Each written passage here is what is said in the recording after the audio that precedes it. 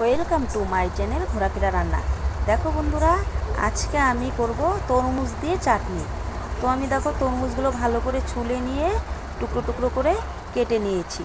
এখন আমি একটা মিক্সার গ্রাইন্ডারে মিক্স করে নেব।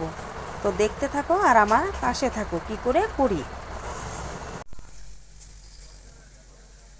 আমি এখন এগুলো সব দিয়ে দিচ্ছি,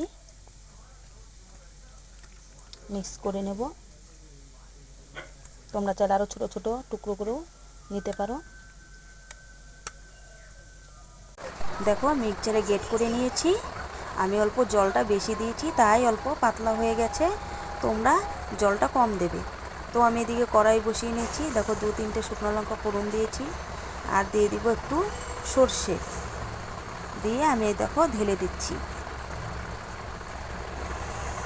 তো এখন আমি অল্প নেড়ে চেড়ে নেব ভালো করে।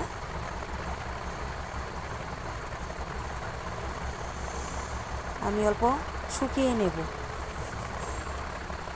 যেহেতু আমি জেলি করব।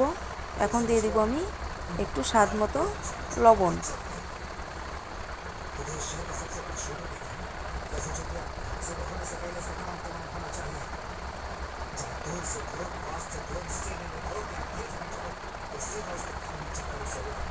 এখন দিয়ে দিচ্ছি পরিমাণ মতো চিনি। চিনিটা একটু বেশি দিতে হবে, কারণ যেহেতু আমি এটা জেলি করব তাই। চিনিটা বেশি না দিলে আঠা আঠা ভাবটা আসবে না। তো আমি চিনিটা দিয়ে দিচ্ছি।